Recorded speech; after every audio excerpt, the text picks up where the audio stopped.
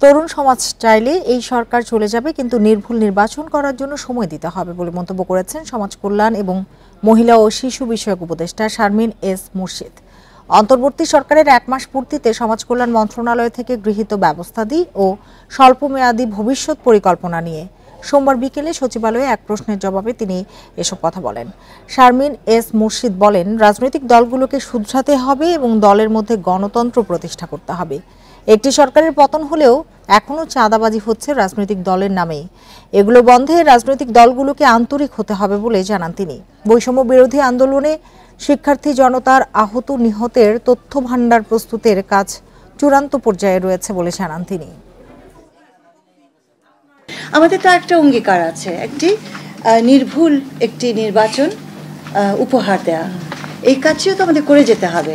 তার জন্য সংস্কার অবশ্যই দরকার, কারণ আমাদের বিগত নির্বাচনগুলো এত খারাপ হয়েছে।